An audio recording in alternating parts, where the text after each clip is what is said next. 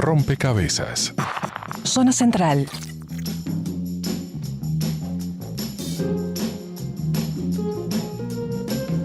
Bien, amigos, se los comentábamos a lo largo de esta primera zona. Una nueva polémica envuelve al fallido proceso de construcción de la planta regasificadora que a 3 años de su fin sigue dando novedades. El país informaba este miércoles que un juzgado de concurso había condenado a Gas Sayago, la sociedad de propiedad estatal constituida justamente para construir la obra, a pagar $13 millones a OAS, la empresa brasileña que llegó apenas a construir 13 kilómetros del gasoducto subacuático que entiende no le fueron pagados en su totalidad. El fallo, indicaba El País, fue apelado. La empresa salió al cruce en un comunicado, desmintiendo la existencia de una definición judicial, señalando que el proceso aún se encuentra en sus etapas iniciales. El hecho incontrastable es que el juicio existe y que existen altas probabilidades de que las arcas estatales deban abrirse una vez más para afrontar pérdidas relacionadas con la planta regasificadora, cuyo saldo al rojo ya acumula, según las últimas informaciones, casi $200 millones de pérdidas. Recibimos aquí en Rompecabezas al diputado nacionalista Pablo Audala, que ha seguido de cerca, desde sus inicios, todo este polémico proceso. Diputado, bienvenido, gracias por estar con nosotros. Pero con mucho gusto, Fabián, muchas gracias por invitarme, un placer estar acá. Bien, ¿cuál es el último dato que usted tiene, en concreto, sobre esta polémica, sobre el juicio que OAS le venía siguiendo al Estado para cobrar estos $13 millones? De acuerdo. Empecemos por ubicar este intercambio o este aspecto o este episodio en su debido contexto, que es un contexto complejo. O yo diría, hay más de un contexto. En primer lugar está el contexto de los recursos y de los compromisos financieros que el Estado ha adquirido. Que esto no cambia, no mueve la aguja ni a favor ni en contra, porque independientemente de que teóricamente Gas Sayago pudiera llegar a recuperar esos $13 millones, que a mi juicio no los va a recuperar, está claro que la cuenta hoy está en el entorno de los $200 millones de recursos comprometidos. Alcanza con que los oyentes se remitan al último balance de Gas Sayago del año 2017 para advertir que esto es así. Yo diría que es peor que eso, seguramente lo veremos en el balance del 2018, porque seguramente el 2018 va a arrojar pérdidas adicionales, por lo tanto esta cifra se va a agrandar. Lo que se ha dado acá es un litigio, un contencioso entre OAS y Gas Sayago. Mire qué ironía, porque después de todo, recordemos que OAS es la empresa que trajo Gas Sayago de manera caprichosa, tendenciosa, con un claro favoritismo en su beneficio, que dejó el tendal, no le pagó a nadie, hoy está en un concurso de más de $40 millones, entre 30 y $40 millones, que le provocó un enorme perjuicio al país, pero que sin embargo le está reclamando todavía dinero al Uruguay por concepto de que, y ahí está la discusión, por concepto del último tramo construido del gasoducto terrestre que OAS tenía a su cargo. Licitación que obtuvo de regalo, vamos a decirlo claro para que se pueda entender, porque en esa licitación se presentaron 18 empresas, OAS no cumplía con los requisitos de admisibilidad, no tenía ninguna experiencia en este tipo de obras. Hay un informe técnico, que a mi juicio resuelve todo, donde dice claramente que la oferta de OAS implicaba un conjunto de riesgos muy importante en la medida que se optara por OAS como constructora, y sin embargo a OAS se le adjudicó la licitación. Bueno, OAS no cumplió, o cumplió una parte, terminó de construir el gasoducto terrestre, nunca construyó el gasoducto subacuático, el tramo de 3 kilómetros subfluviales. Y con relación a los certificados de obra de lo último que construyó, ahí hay una diferencia de $13 millones. Pero que nos guste o no, OAS jurídicamente, con toda seguridad, tiene derecho a eso.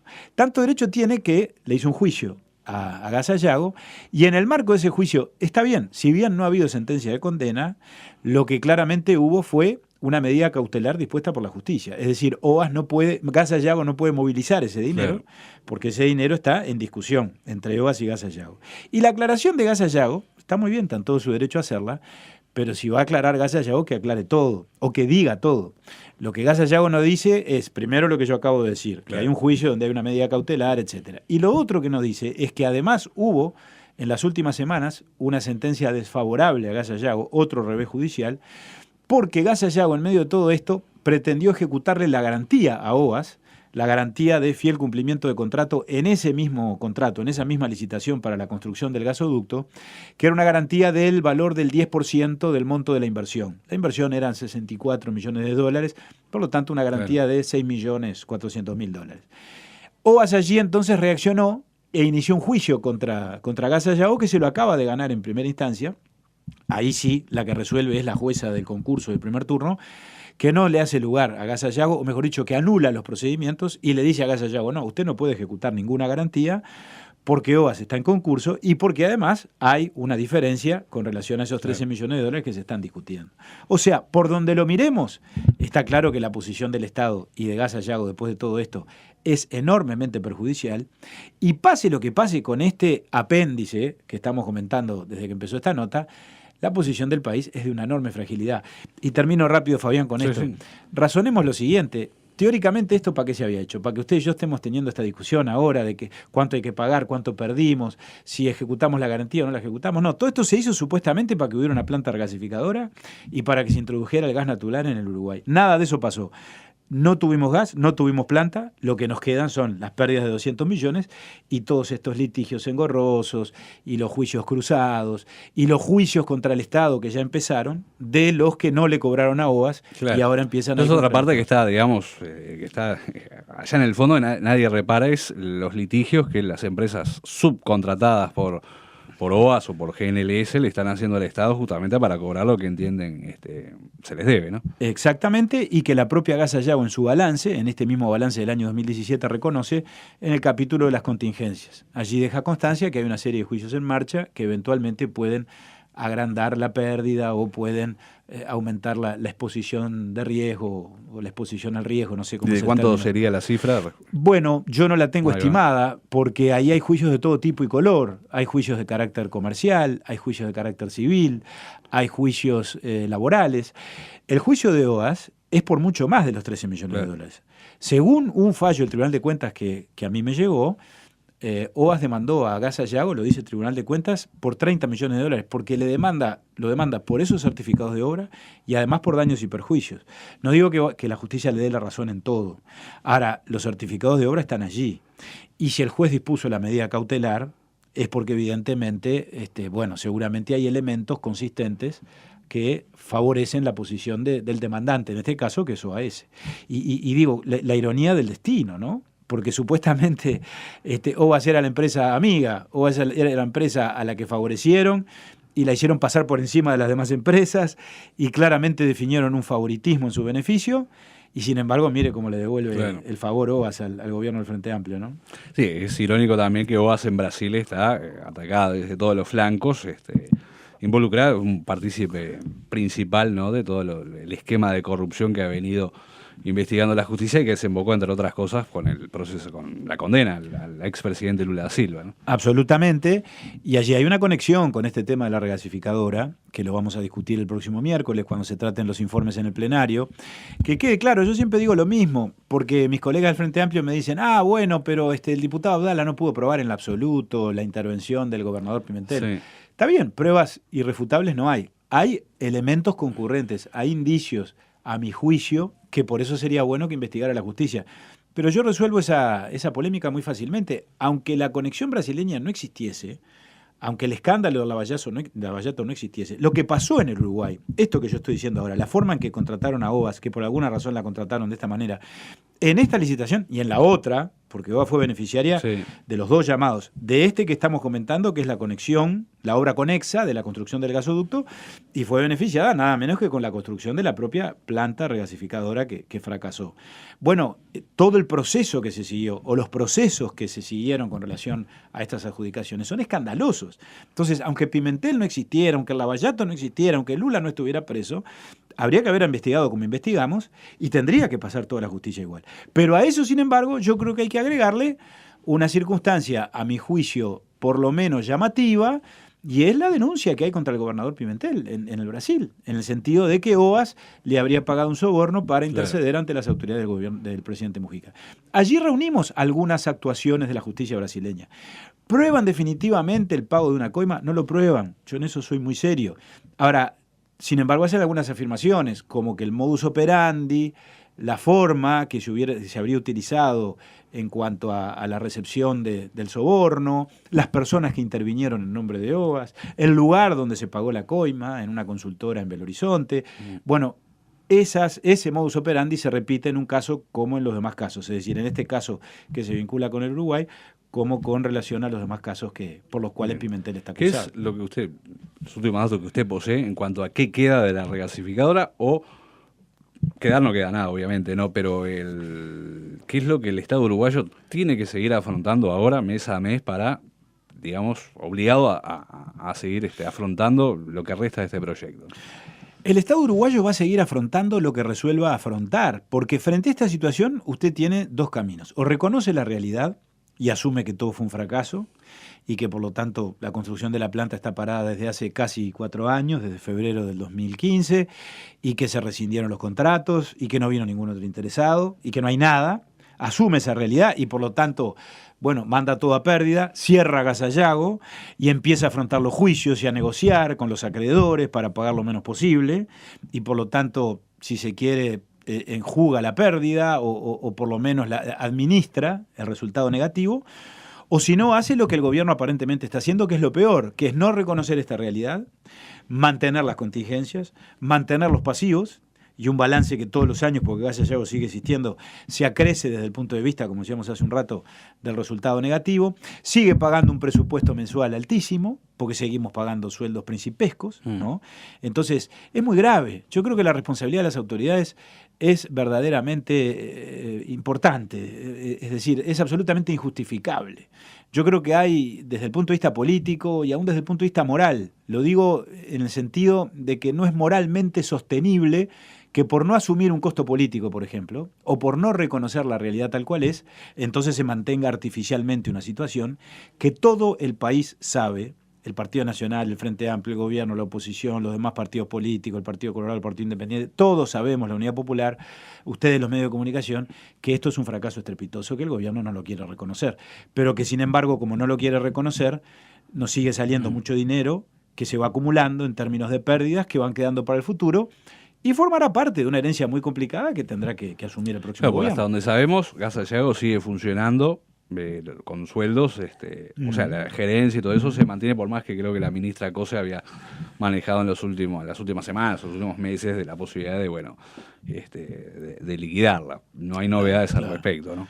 No hay novedades, porque la última actuación en esto de la investigadora, o la última información, cuando vino la ministra Cose, que nosotros hicimos este mismo razonamiento, nos dijo que teníamos razón en cuanto a la valoración que hacíamos del tema de los sueldos. Lo dijo con sus palabras, por supuesto, de ministra y con su vocabulario políticamente correcto, pero dijo que estaba de acuerdo con la falta de proporción entre los sueldos que se pagaban y la realidad del mercado uruguayo, y nos dijo que le había dado instrucciones a los directorios de UTE y de ANCAP para que regularizaran esta situación. Después nos mandaron algunas actas de Gas Sayago donde supuestamente hubo una negociación con la gerente general, y creo que solo con la gerente general, no sé si con algún otro funcionario. Ahora, no sabemos cuál fue el resultado de eso. A nosotros nadie nos ha comunicado que los sueldos se hayan reestructurado. Es más, yo tengo la información, por ejemplo, le voy a poner un ejemplo que me parece particularmente irritante. Hay un funcionario que no sé quién es y no me importa, pero hay un cargo que está ocupando alguien, un ciudadano uruguayo, presumimos, que se denomina encargado de gasoducto. El gasoducto es el que hablábamos recién, Claro. Es el que está en litigio entre OAS y Gas Sayago, es el que nunca se construyó, es el que no funciona, es aquel por el cual no se transportó ni un solo metro cúbico de gas, ni se va a transportar. Me parece que eso todos lo tenemos claro. Y sin embargo, ese encargado de gasoducto sigue ocupando su cargo y sigue ganando un sueldo de más de 200.000 pesos por mes. O sea, ganando más que un ministro, ganando más que un legislador. Entonces yo creo que no es cuando yo hablo de que hay inconsistencia moral, no estoy hablando necesariamente de que se pagó una coima, un soborno, no. Si tuviera elementos de eso lo denuncio. Pero yo creo que esto éticamente tampoco es sostenible, que siga ocurriendo a la vista de todos. Porque acá yo no digo que nos estén ocultando algo. Podemos suponer que ese encargado de gasoducto, desde 2015, cuando todavía... Por supuesto, sí, o por allí. Y además hay dos cargos referidos al gasoducto. Uno es el encargado y el otro no sé si es el coordinador. Es el lujo de la miseria, es realmente irónico, por no decir que es trágico, ¿no? Llamó la atención en una información que usted había aportado en las últimas semanas también, que con respecto a esto, creo que eran 23 los pescadores que seguían cobrando indemnización también, ¿no? Y ese es otro aspecto, a mi juicio, también insostenible. Los pescadores fueron indemnizados y fue muy polémica ya la decisión de la adjudicación de los beneficios, porque fueron beneficiados 23 pescadores que supuestamente realizaban sus artes allí en la zona de influencia de la planta regasificadora, pero se generó toda una polémica porque hay un grupo mucho más grande de pescadores artesanales de Santa Catalina, de Pajas Blancas, de las zonas aledañas, que se consideran perjudicados y desplazados. Algunos dicen tener mejor derecho que los que efectivamente fueron beneficiados. Yo no sé quién tiene más derecho que quién. Sí digo que entre los que fueron beneficiados he constatado que algunos de ellos, sin embargo, no pudieron acreditar operaciones como se exigía, en la zona de influencia en los meses previos a la firma del convenio, por ejemplo. Y en algún caso incluso no pudieron acreditar tener una barca a su nombre, un permiso de pesca del cual eran titulares, en primer lugar. Pero en segundo lugar, hagamos de cuenta que esa parte no es problema y que todo se hizo bien. Lo que no está bien es que hasta el día de hoy sigan cobrando su indemnización, porque lo que se acordó fue hacerles un pago entre vales de nafta e indemnización de unos 1.600 y pico de dólares por mes durante 2 años, durante todo el 2014 y durante todo el 2015, que se suponía que la planta regasificadora ya iba a estar terminada. Y después hay una cláusula que dice que si la obra, por alguna razón, no había terminado en fecha, o sea, había un retraso en el cronograma, o se postergaba la construcción de la obra, entonces se prorrogaba el pago mensual. Pero ¿cuál era el sentido? El sentido era que si a la fecha de preinicio, la fecha de preinicio implicaba ya que la planta estuviera funcionando junio del 2015. La obra, por alguna razón, se atrasaba, como muchas veces se atrasan las obras, y en vez de junio del 2015 terminaba a principios del 2016, pongamos hipotéticamente, bueno, había que continuar los pagos hasta que efectivamente las obras concluyeran. Lo que no se puede inferir de allí, o hacer una interpretación extensiva y flexible, en el sentido de que bueno, esa prolongación es, digamos, por tiempo indefinido, hasta el día de hoy. Es absolutamente insostenible y creo que lesiona la inteligencia de cualquier ser humano sostener que las obras se van a hacer y que están momentáneamente detenidas, ¿no? Como decíamos hoy, están paradas hace 4 años. Y estas personas siguen cobrando este dinero, que es una especie de renta vitalicia, y me parece muy injusto, porque primero me parece ilegítimo, y se sale del convenio que se firmó con todas las de la ley, que tiene valor jurídico. Pero además me parece injusto frente al resto de los trabajadores uruguayos, y me parece injusto frente al resto de los ciudadanos uruguayos, que somos los que en última instancia financiamos y subsidiamos esos pagos, ¿no? Usted me mencionaba que el miércoles que viene, bueno, va a tener la última instancia parlamentaria de este largo proceso de investigación, se van a leer los informes. ¿Qué se puede esperar para esa jornada y qué se puede esperar para después? Evidentemente este tema va a tener su correlato judicial, ¿no? Efectivamente. Bueno, los partidos de la oposición, como tú sabes bien, Fabián, propusimos desde el inicio digo, cuando la comisión investigadora concluyó su trabajo, cuando pasamos a la etapa de las definiciones, pasar todos los antecedentes a la justicia competente. ¿Por qué razón? Porque entendemos que hay estas y otras irregularidades e ilicitudes muy claras, en sentido amplio, algunas de las cuales podrían eventualmente configurar ilícitos penales. ¿Por qué? Alguien me dirá, bueno, pero Gas Sayago es una empresa privada. Claro, es una empresa privada de propiedad pública que estaba conducida por funcionarios públicos, porque no nos olvidemos de eso. Es decir, esto no era Alur, que era de propiedad de ANCAP, pero todos sus funcionarios y sus directores eran empleados privados. No. Los directores de Gas Sayago, que tomaban las decisiones... Los directores de ANCAP y de UTE. Eran los directores de ANCAP y de UTE que tomaban las decisiones en los directorios de ANCAP y de UTE, autorizando que Gas Sayago hiciera determinadas cosas, y después las volvían a tomar los que estaban destacados allí en el directorio de Gas Sayago. Por lo tanto, yo creo que les cabe, desde ese punto de vista, el capítulo del Código Penal, o les puede caber, lo dirá la justicia, según el cual se protege allí el interés de la administración pública, son los delitos contra la administración. A ver, si hay delito o no, yo no lo firmo categóricamente, creo que lo tiene que decir la justicia. Que hay irregularidades, que hay apartamientos de lo legal, no tengo duda, porque lo legal no es solo la Constitución. Lo legal es el convenio que firmaron con los pescadores, porque eso es ley entre las partes, y eso se supone que a Gas Sayago lo obligaba. Lo legal son los decretos del Poder Ejecutivo. Lo legal es la observación del Tribunal de Cuentas cuando dijo que hubo ilegalidad en la concesión del espejo de agua a GNLS para construir la planta regasificadora, porque no hubo licitación, o no la hubo en sentido jurídico formal. Bueno, hay muchas ilegalidades, y cuando se le adjudica, yo creo que eso es una ilegalidad mayor o una irregularidad mayor, una obra, un contrato de esta magnitud, de este monto económico, a una empresa de manera caprichosa y tendenciosa, bueno, cuando un funcionario público hace eso, sea dentro de una licitación, sea dentro de un proceso competitivo, o sea en el contexto que sea, yo creo que hay un abuso de autoridad.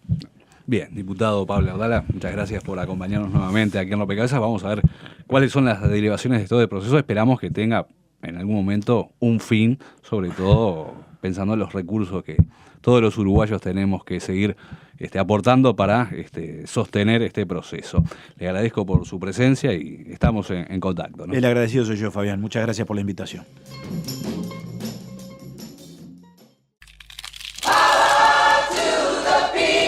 Rompecabezas.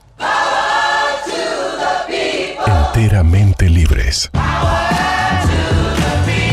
En toda materia. ¿Cómo que no va a pasar nada? Acá pasa de todo. En El Espectador.